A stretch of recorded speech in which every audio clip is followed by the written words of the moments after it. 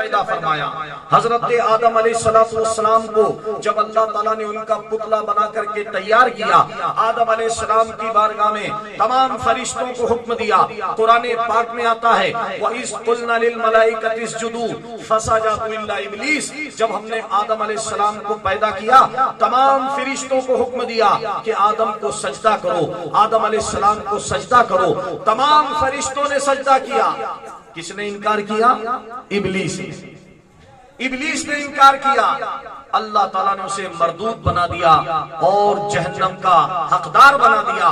قیامت تک کے لیے اس پر جنت کو حرام قرار دے دیا گیا، اور اس ابلیس کے بارے میں فرمایا وَكَانَ مِنَ الْكَافِرِينَ إِنَّ الشَّيْطَانَ لِلْإِنسَانِ عَدُوٌّ مُّبِينٌ۔ آپ توجہ فرمائیں کہ آدم علیہ السلام کو بنانے کے بعد اللہ تعالیٰ نے آدم کے بعد سب سے پہلے کس کو پیدا کیا؟ تو آدم کی ماں کو پیدا نہیں کیا، آدم کے باپ کو پیدا نہیں کیا، بلکہ آدم کو بنانے کے بعد سب سے پہلے اللہ تعالیٰ نے اگر پیدا کیا تو آدم علیہ السلام کی بائیں پسلی سے حضرت حوا کو پیدا فرمایا۔ کہہ دو سبحان اللہ، حوا کو پیدا فرمایا۔ اب آپ اندازہ فرمائیں کہ حضرت حوا کون تھی؟ حضرت آدم علیہ السلام کی بیوی ہیں۔ آپ ساری دنیا کے انسانوں کی ماں ہیں، جس طرح دنیا کے سارے انسانوں کے والد اور دنیا کے سارے انسانوں کے باپ آدم ہیں۔ آپ اندازہ فرمائیں جب حضرت حوا کو آدم علیہ السلام کے لیے پیدا فرمایا، آدم علیہ السلام یہ دعا کرتے تھے اے مولا کریم میں جنت میں بھی رہتا ہوں تو اداس رہتا ہوں، میرا کوئی دوست نہیں ہے، میرا کوئی ہمسفر نہیں ہے، میرا کوئی ساتھی نہیں ہے، اے اللہ تعالیٰ میرا ہم سفر پیدا فرما، میرا کوئی دوست پیدا فرما۔ جنت میں بھی اداس بہت رہتا ہے یہ دل۔ آدم کی اور حوا کی چاہت نکاح ہے، انسان کی بقا کی ضمانت نکاح ہے، اللہ کے رسول کی سنت نکاح ہے۔ حضرت آدم علیہ السلام کے ذریعے جب حضرت حوا کو پیدا فرمایا، جب آدم نے حوا کو دیکھا تو اللہ تعالیٰ سے التجا کی مولا حوا سے میرا نکاح فرما دے، اے مولا حوا کو میری شریک حیات بنا دے، حوا کو میری ہم سفر بنا دے۔ اللہ تعالیٰ نے ارشاد فرمایا اے آدم پہلے حوا کا مہر تو ادا کر تو میں تجھے حوا سے تیرا نکاح کر دوں گا، مہر ادا کر۔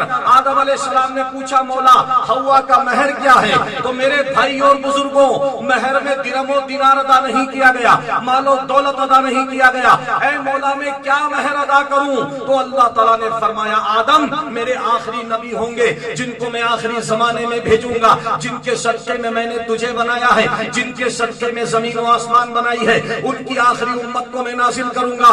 اے آدم حوا کا مہر یہ ہے کہ میرے اس آخری نبی پر تو درود و سلام پڑھ دے، حوا کا مہر ادا ہو جائے گا، میں تیرا نکاح حوا کے ساتھ کروں گا۔ اللہ اکبر۔ آدم علیہ السلام نے درود و سلام پڑھا اور حضرت حوا کا نکاح ہوا۔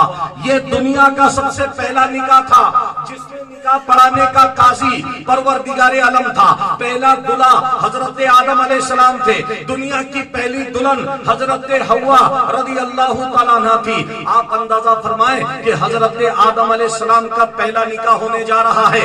آپ دیکھیے کہ مہر میں کیا ادا کیا گیا؟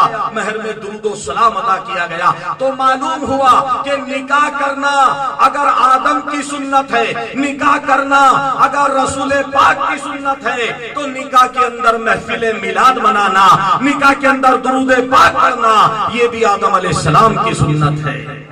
آج آپ نے اسی سنت کو زندہ کیا ہے میرے بھائیوں۔ آج دیکھیے کہ نکاح کے تعلق سے بڑی خرافات مسلمانوں میں آ چکی ہے۔ جو چیز حرام ہوتی ہے اسے فرض سمجھ کے کیا جاتا ہے، اور جو چیز فرض ہوتی ہے اسے چھوڑ دیا جاتا ہے۔ یاد رکھیے نکاح کے اندر دو فرائض ہیں۔ کتنے فرائض؟ دو، ایک واجب ہے اور 3 سنت۔ یہ مسئلہ یاد رکھ لیجئے۔ اس کے علاوہ جو کچھ بھی کیا جاتا ہے وہ نہ تو سنت ہے، نہ واجب ہے، نہ فرض ہے۔ 2 فرض کون سے ہیں؟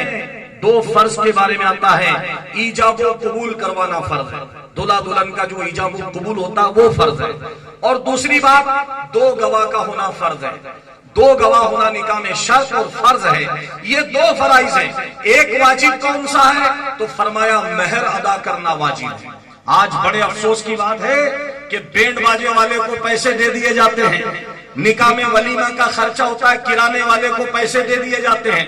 نکاح کے اندر اگر کوئی دوسرے مہمان آتے ہیں، سارے خرچے ٹینٹ سے لے کر باجے تک اور رخصتی سے لے کر بارات تک سارا پیسہ دے دیا جاتا ہے، اور مہر کا پیسہ ادھار کر دیا جاتا ہے۔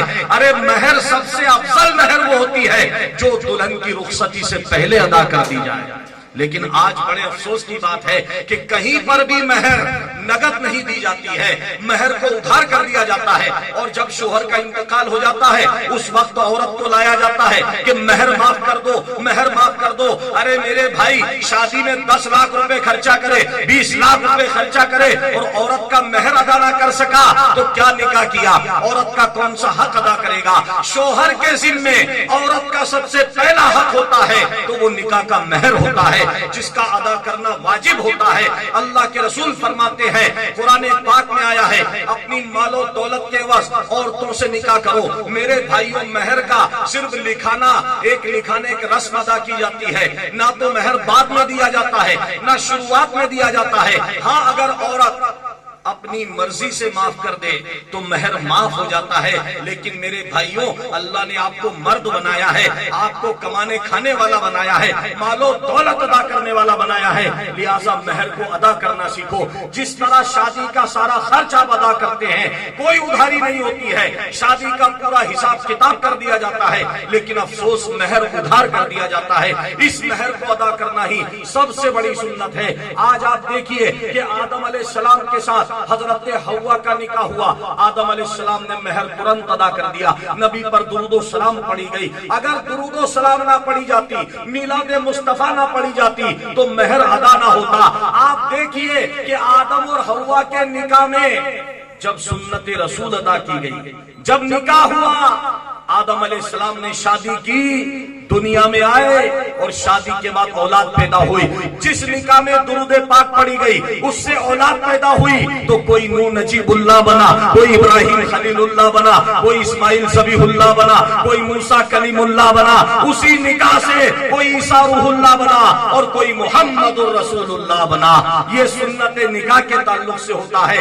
آج ہم جس خرافات کو انجام دے رہے ہیں، نکاح سے کتنا افضل رشتہ قرار دیا گیا ہے، میاں بیوی کا رشتہ اللہ تعالیٰ کو کتنا پسند ہے، نکاح کو اسلام نے کتنی پاکیزگی عطا فرمائی ہے، عورت کو کتنا پاور عطا فرمایا ہے۔ ساری بارات بیٹھی ہوئی ہے، قاضی صاحب بیٹھے ہوئے ہیں، سارے لوگ بیٹھے ہوئے ہیں، سب سے پہلے نکاح کی اجازت لی جاتی ہے تو لڑکی سے لی جاتی ہے۔ سبحان اللہ۔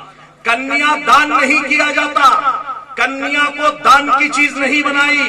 ویمن امپاورمنٹ کی بات کی، مہیلا ادھیکار کی بات کی، مہیلا کو وراثت کا حق دیا اسلام نے، مہیلا کو شادی کرنے کا حق دیا اسلام نے، مہیلا کو عورت کو تعلیم کا حق دیا اسلام نے۔